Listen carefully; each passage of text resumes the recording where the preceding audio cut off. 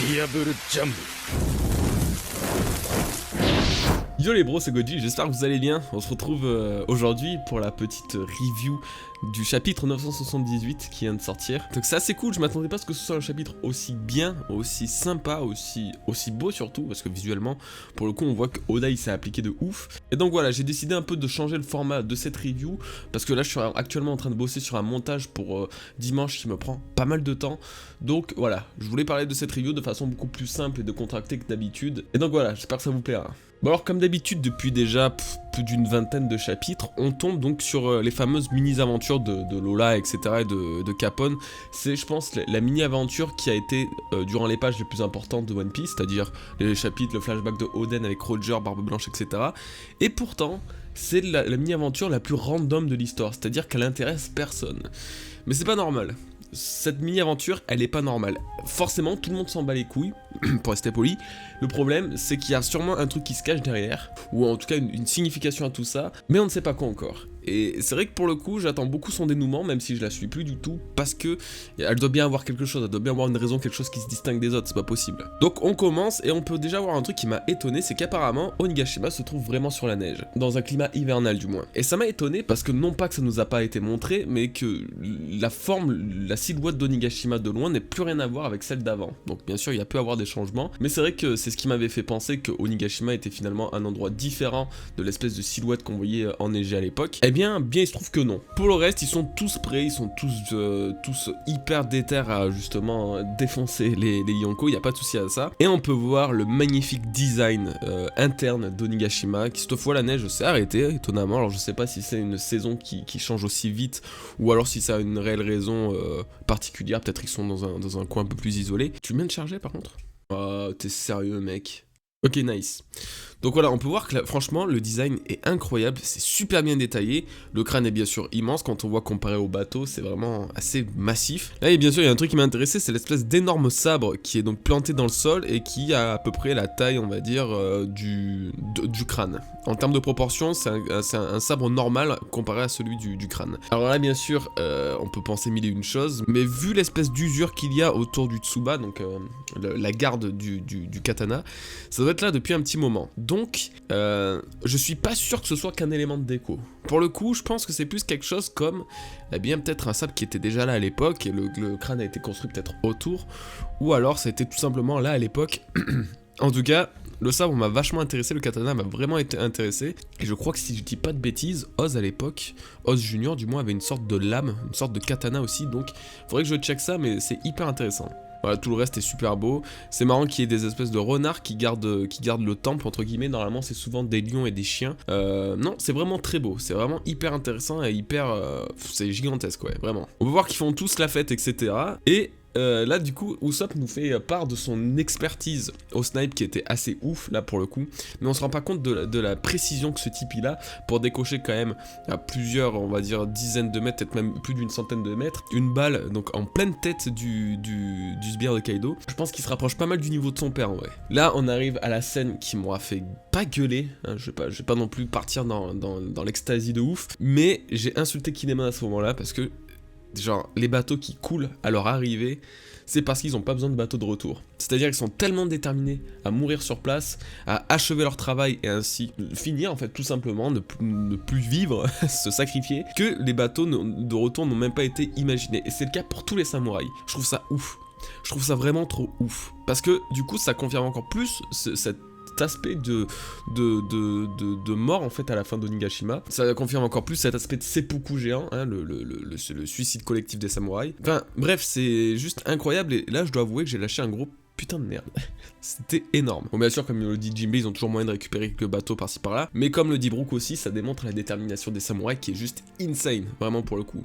Et là, qu'on gagne ou qu'on meurt, on pourrait être fier d'avoir défié un Yonko. Le problème c'est que cette phrase elle mérite d'être un petit peu modifiée quand même, parce que c'est pas qu'on pourrait être fier d'avoir défié un Yonko, c'est plus deux Yonko, ainsi que toute leur smala, donc c'est pas non plus quelque chose de très cool. Et là on arrive à un moment what the fuck, à une nouvelle facette du pouvoir de Kinemon. Il y a une espèce de panneau à la sortie du ponton qui fait qu'à chaque fois que quelqu'un va passer, va récupérer une apparence de sbire de Kaido.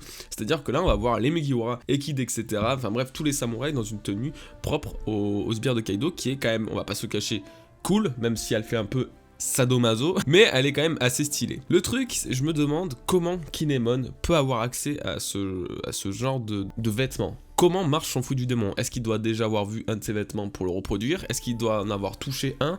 Est-ce que c'est vrai que c'est assez...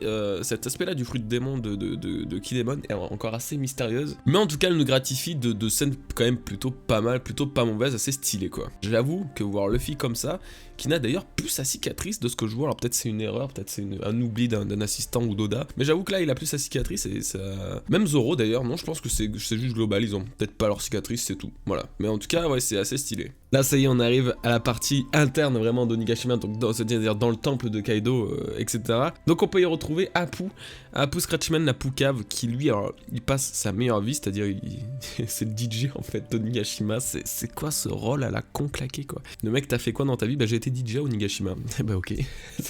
Genre tu mets pas ça sur ton CV quoi. Du coup t'as surtout Queen qui va se charger de l'ambiance, hein, évidemment, lui qui est hyper fêtard, hyper enjoué. Et donc pareil, l'intérieur tout comme l'extérieur est hyper beau, hyper stylé. Et on y retrouve un peu tous les membres donc de l'équipage de Kaido. On n'y voit pas King, on n'y voit pas Kaido, on n'y voit pas Big Mom non plus, mais on retrouve donc les principaux sbires, c'est-à-dire les gifters, les waiters, les pleasures. Il y a aussi les numbers, mais on les voit pas. Ceux-là, on voit juste leur rire, mais c'est tout. Donc ça serait assez cool qu'on puisse quand même finalement les voir. Je sais pas si Oda nous réserve quelque chose de particulier pour eux, c'est-à-dire une puissance particulière. Si ce sont des véritables Zoan, qu'il n'y ait pas de smile derrière.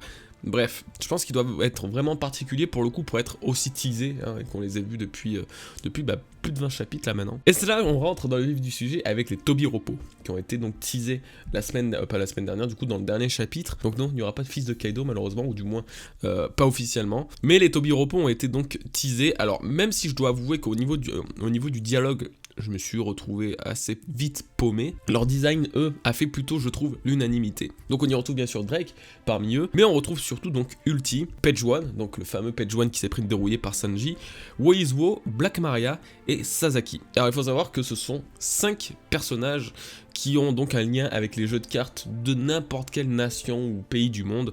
Je crois qu'il y en a un c'est hollandais, je crois qu'il y en a un autre c'est américain, le Woizuo d'ailleurs. Bref, ils ont chacun... En fait, comme dans le thème de l'équipage de Kaido d'habitude, c'est-à-dire un lien avec les cartes. Et leur design, pour le coup, à part Page One qui fait un peu émo gothique, très très jeune, surtout très renfermé sur lui-même, tous les autres sont quand même assez badass. Notamment Black Maria qui a un design assez ouf, d'ailleurs elle est très grande, mais qui a un design, je trouve qu'elle elle a un sacré flow quoi, tu vois. Donc Woizuo c'est bien celui qui avait le sabre, le katana du moins à sa ceinture. Sasaki qui ressemble d'ailleurs à un homme poisson et celui qui avait donc les chaussures de samouraï dont je me souviens plus le nom, je suis désolé c'est la honte. Mais bon bref. Bon donc en tout cas voilà, on les a tous là, ils sont assez stylés. Franchement j'aime beaucoup leur design, je sais pas encore trop à quoi m'attendre à leur propos, quel fruit du démon. Je pense que eux aussi ils ont pas de smile, ils ont plus des fruits assez des zones en fait typiques. Antique, même si j'ai un peu du mal à les situer au niveau de la puissance, etc. Je trouve que ce sont des personnages quand même très stylés visuellement. Il y a mieux, clairement, mais surtout les femmes, c'est cool d'en voir des vraiment stylées et qui ont l'air quand même d'être un minimum puissantes. Elles doivent être sur le même pied d'égalité que Drake, quand même, qui est un personnage avec de la ressource. Hein, c'est un marine, il a un des Zoan antiques les plus puissants aussi également. Bref, voilà, il y a quand même du gros potentiel. Et donc voilà, on s'arrête là-dessus. Donc c'était pas un chapitre très riche en révélations en soi, c'était plus du coup sur le côté visuel, je trouve que c'était vraiment sur cet aspect-là où tu vas te focaliser et te dire putain waouh, c'était vraiment beau.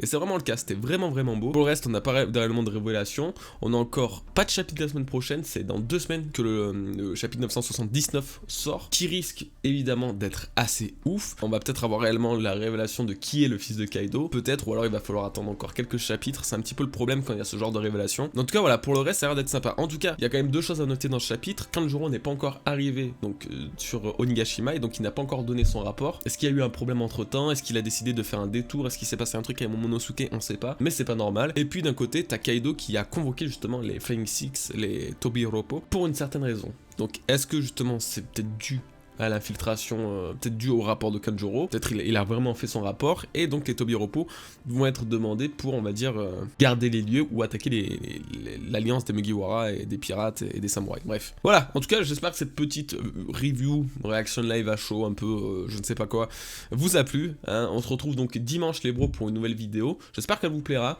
donc voilà, n'hésitez pas à vous abonner si ce n'est pas encore fait, et puis bah, suivez-moi sur les réseaux, notamment sur Twitter, pour être au courant donc de la parution de ma vidéo. Si jamais vous vous en avez l'envie. Voilà. Je vous remercie les bros, passez un très bon week-end, portez-vous bien, restez bien prudents, restez chez vous. Peace les bros.